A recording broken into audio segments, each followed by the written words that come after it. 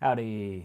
Well, Russ here. And Chris. We took this trip to the Everglades and we enjoyed it. On the way back, we decided to go through Arcadia. We actually hear good things about it. We had one of our subscribers, well, I don't even know if you subscribe, but you said, you should go through Arcadia next time. Well, we did. We're driving in, we've enjoyed the rest of Florida. We had such a great so trip. much fun. And then we see this sign going into Arcadia.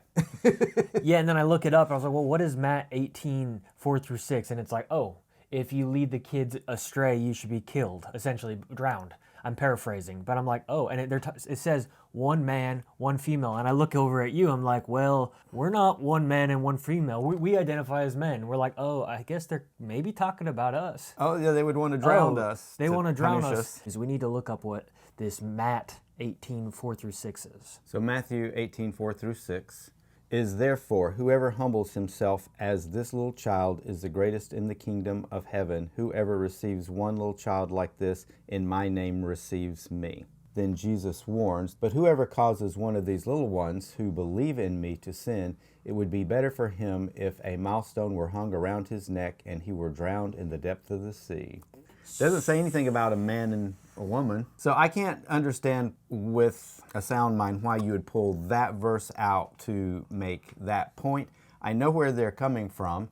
I've read all the verses associated with that are considered to be relating to sexuality, homosexuality, what have you, and they're trying to get way down the road here, and they're starting at this They're lost spot. in the weeds. They're I will lost tell in the you, weeds. because they're not lost like in the weeds. quoting a Leviticus verse that actually mentions a man and a man laying together as an abomination and they should be put to death. They didn't do that verse. They're doing a vague verse talking about leading a child to sin and how they should basically be killed and drowned. Yeah, which could refer to anything. But It's it like could be if anything. Anything, but they want to point out this one thing that's in their mind. I wonder why they're thinking about it so much. I mean, yeah, like you said, that sin could be anything. I'll tell you about my feelings when I saw this sign, but let's talk about the devil's plan first. Devil's plan, John 10:10.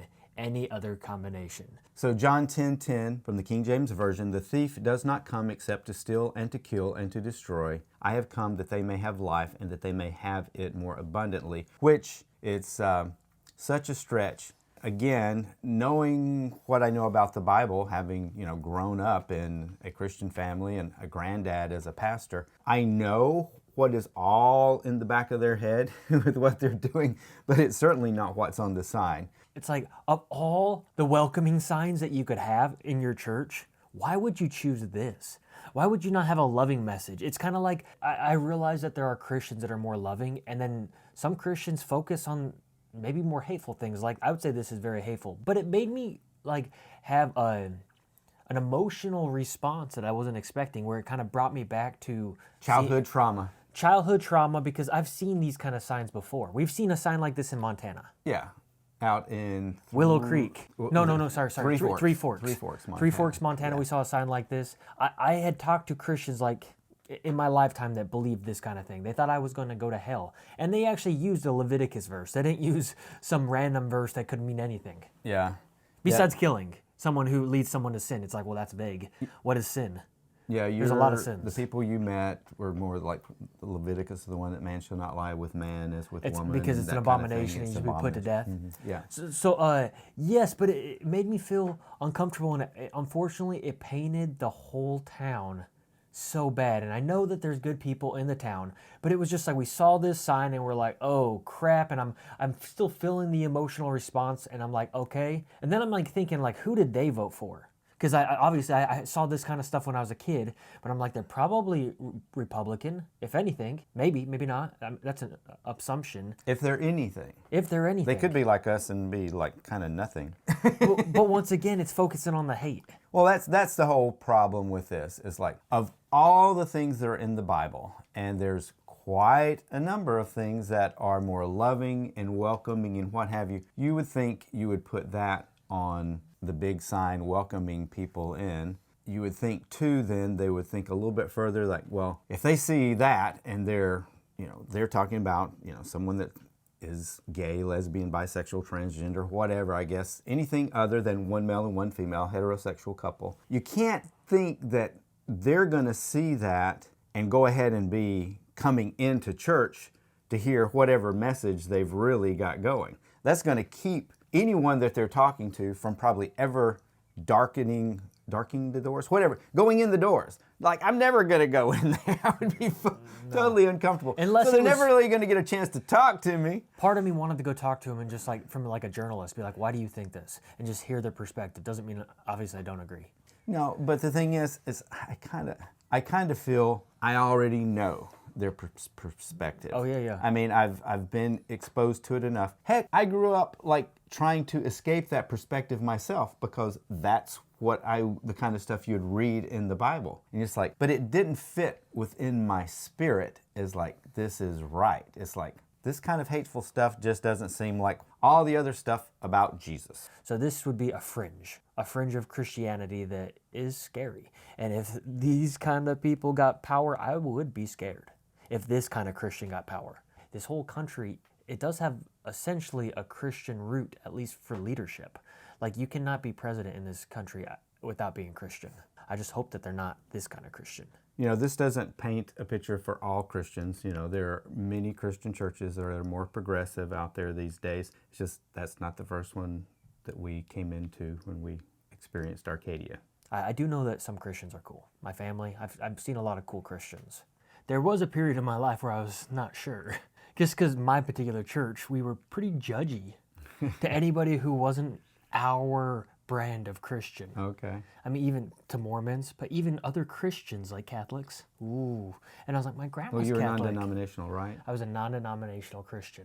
So it pulled out, and I ended up in my older years, my 30s, 20s, 30s, being an undenominational also. So I went, my choice. I went the exact opposite. Like, when I left the church, I kind of was like secretly a little bit resentful to Christians as a whole, which is not a good way of thinking. And I didn't do anything mean. It was just all in my own head. And I was always like, oh, Christians, they don't have it figured out. And I like almost became what I didn't like. I became the judger. I became maybe somebody who was a little hateful or a little resentful because of the way I was treated. And it's become a huge lesson in my life where I don't overgeneralize groups of people. Sometimes when you're hurt, you end up doing the exact same thing. Mm-hmm. You know, when the abused become the abuser, or when the hated becomes the hater. Mm-hmm. I kind of did a little bit of that, and then I'm like, wait, there are all kinds of different interpretations of the Bible. There are great people that are Christian. And then I even think back to my church. Not every experience I had at my church was bad. There was a lot of good things like community, and I still think of like Jesus.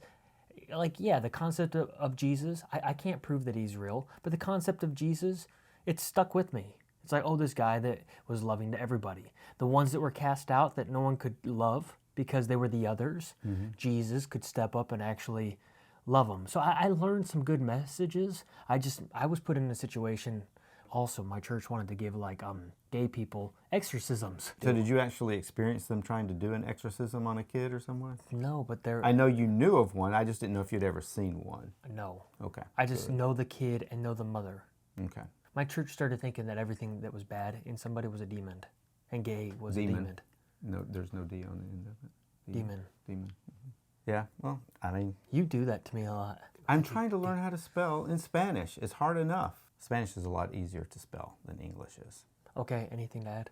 Yeah, growing up and realizing I was gay, I didn't even have a word for it to begin with, and then I had a word for it. I finally heard the word and knew it kind of associated with how I felt inside, my attraction to guys rather than to girls. And I remember praying to just be like normal, be straight like a girl. That didn't happen, because I remember praying to not be gay. But I also remember praying, but if it's okay, if all these people are wrong, if someone interpreted these verses wrong, if this is not even the way things are supposed to be, because I had a hard time believing a lot of the stuff that was especially in the Old Testament. It just didn't seem right to me. Yeah. So it's like, if they're all wrong and confused, then okay, I'm okay with being this way, because this is who I am. I don't know what to do about it. But if I'm wrong, then fix me, please. Yeah. I didn't get fixed. I just know that the Christians that I've met that are good people, it's fun to talk to them because they have a faith for the world. They have some optimism. in life. And I guess you don't necessarily have to be Christian to have this optimism. No. But it's kind of nice to have somebody in your life that's more glass half full rather than glass half empty. Because energy is kind of contagious, even on a small scale. Like when you call someone up and if they're negative about everything, you end up like getting off the phone and you feel like a little bit more defeated.